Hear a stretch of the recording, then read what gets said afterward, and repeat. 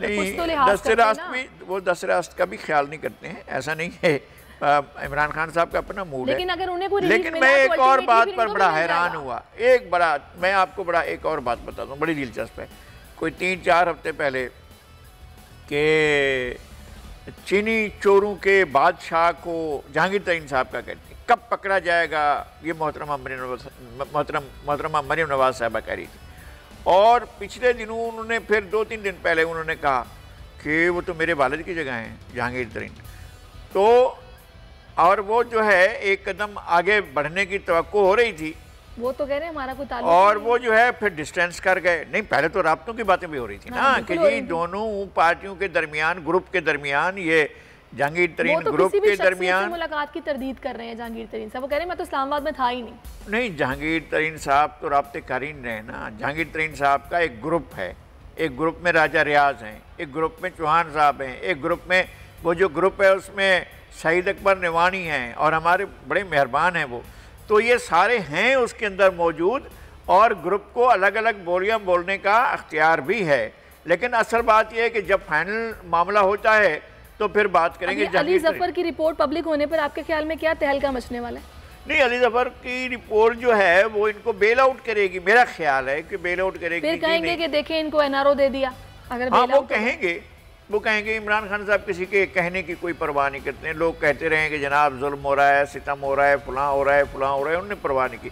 अब वो कह देंगे एनआरओ दे दिया है। भाई एनआरओ तो मियां नवाज शरीफ साहब लेकर गए ना, ये क्या एनआरओ नहीं था कि जिस तरह उन्हें भेजा गया, और वो बेचारी गारंटी देने वाले भी नहीं, और वो जानते भी हैं कि कोई शख्स भी शीरी मजारी के आंसू नहीं निकाल सकता, फिर भी बार बार उनके आंसुओं के हवाले देते हैं। आपको पता है, आप समझ सकती हैं कि शीरी मजारी के कोई आंसू निकाल सकता है और ख़ास तौर पर जनाब मियां नवाज शरीफ साहब की बीमारी से उनके आंसू निकलेंगे। तो इमरान साहब ने ये सारी डील जो हुई है उसका सारे का सारा मलबा जो है वो आंसुओं पर डाल दिया, वो भी शीरी मजारी के आंसुओं पर डाल दिया। तो लेकिन डील तो हुई।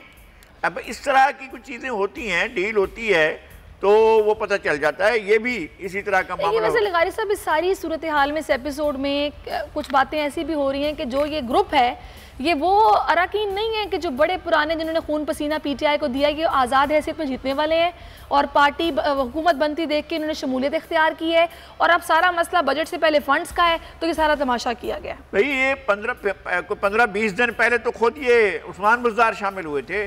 वो पहले नून लीग के टिकट पर थे, फिर उसके बाद उन्होंने काफ लीग का रास्ता अख्तियार किया था, फिर वो यहाँ आए और यहाँ आए तो जीत गए तो वज़ीर आला बन गए। तो ये कौन से कदीम जिसने जनाब खून पसीना एक किया था, वो तो वैसे भी एक तहसील नाज़िम थे, जिला नाज़िम भी नहीं थे, तहसील नाज़िम। जब ये ग्रुप बना है, मुलाकातें भी नहीं हुई, उन पर इतने तहफ़्फ़ुज़ात कि किसको बिठा दिया, पंजाब का बेड़ा गर्क कर दिया, ये हो गया वो हो गया, फिर मुलाकात भी उन्हीं से हो रही है, तहफ़्फ़ुज़ात भी वही दूर कर रहे हैं, उन्हीं से पुरुमीद भी है। हाँ यही है, इसलिए कि इस तरह के खेलों में इसी तरह होता है, इस तरह तो होता है इस ऐसे तरह। कामों में। अच्छा, फवाद साहब ने जनाब बड़ा तंज किया, उनकी भी मुलाकात हुई है ना इस ग्रुप से। उन्होंने कहा है कि भाई आप बैठ के हमसे बात कर लेते और तहफ़्फ़ुज़ात दूर करने का ही मामला था, तो आपने तो चौहान साहब बड़ी बमबारी की है।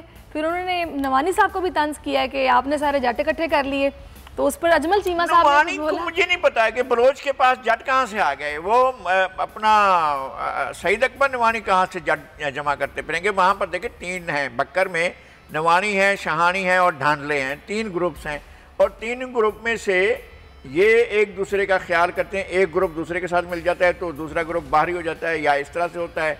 इस दफा तो एक और बात हुई है, मस्ती खैर बीच में से निकल कर आया, जो ना निवानी ना शहानी ना ढांडला, वो MNA बनकर 2 MNA बने। वहाँ से एक MNA जो है वो डॉक्टर अफजल ढांडला हैं और दूसरे MNA जो हैं वो मस्ती खेल हैं। और ये नवानी जो है ये तो प्रोविंशियल इसमें आए ना। अच्छा, ये नवाज शरीफ के दौर में नहीं बल्कि परवेज़ मुशर्रफ के दौर में तो ये सूबाई वज़ीर थे, वज़ीर जेल खाना जात थे, और हमने बैठकर वहाँ मुलाकात की थी अकबर बुगटी साहब के साथ। नवानी साहब हमारे साथ थे, हम बल्कि गए साथ थे। फिर हमने कश्मीर से एक जगह पर जाकर मिले थे, फिर हम एक साथ बैठकर साथ भी गए थे, वहाँ पहुँचे थे। फिर बुगटी साहब ने भी इनके साथ खासा एक अजीब वो किया था। अच्छा चले, इन सारी बातों में लगारी साहब ने ये बता दिया कि जो अली जफर की रिपोर्ट आनी है उसमें जहांगीर तरीन साहब को बेल आउट कर दिया जाएगा। ये भले बोलते रहे कि विक्टिमाइज हमें किया जाता है और इनको NRO दे दिया गया, इससे किसी को कोई फर्क नहीं पड़ता। अब आगे बढ़ते हैं, बजट से पहले फिर से काबीना में तब्दीलियाँ हो रही हैं। ये मेरिट में कलमदान जो वापस दिए जाते हैं, या फिर अब ये इसमें MKM को भी कह रहे हैं कि जनाब एक वजारत और मिलनी है, और इसके अलावा इत्तेहादियों को मजीद एक वजारत की पेशकश कर दी गई है। काफिले के कामिल अली आगा वफाकी वजीर बनेंगे, तो ये क्या चक्कर है? क्योंकि ये तो हमें पता है कि इमरान खान साहब ने कहा था कि मैं परफॉर्मेंस देख के वजारत दूंगा और दूंगा। फैसल सब्जवारी साहब को तोहफा देना था और जो वज़ीर आज़म ने नहीं दिया था, अब वो तोहफा मिलेगा। हमारे प्यारे हैं फैसल सब्जवारी, उनको एक तोहफा मिलना है, वो वजारत का तोहफा मिलेगा। और जो हमारे कामिल अली आगा हैं वो तो कामिल भी हैं और आगा भी हैं। मैं तो उनके बारे में कोई भी हल्की बात नहीं करूँगा। ये इलेक्शन की तैयारियां हो रही हैं आगे या वजह क्या इसकी बताएं ना। नहीं, कामिल अली आगा साहब तो वो है ना मुस्लिम लीग काब में है। नहीं तो इत्तेहादियों को इन्हीं की बेस पे तो हुकूमत टिकी हुई है ना, पंजाब में भी और वफाक में भी। बस वो चूलों के पेच कस रहे हैं ताकि मजबूत रहें, कैसा ना हो कि गिर जाएं।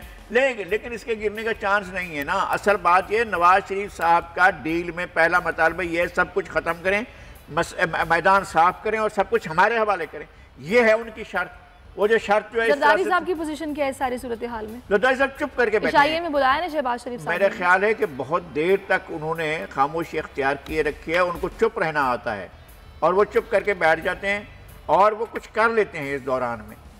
और वो जो है, जो दूसरी तरफ को हैं पीडीएम वाले, वो ना निकाल पा रहे हैं, ना उगल पा रहे हैं, ना निगल पा रहे हैं। पीडीएम का मुस्तकबिल आप क्या देख रहे हैं?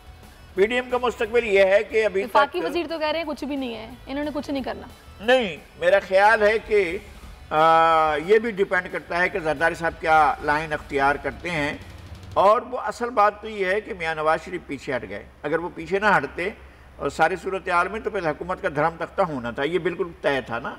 वो चाहते नहीं, वो कहते हैं सलेट साफ करो और सब कुछ खत्म करके सब कुछ हमारे हवाले कर दो। सब्सक्राइब करें और बेल दबाएं ताकि कोई खबर रह न जाए।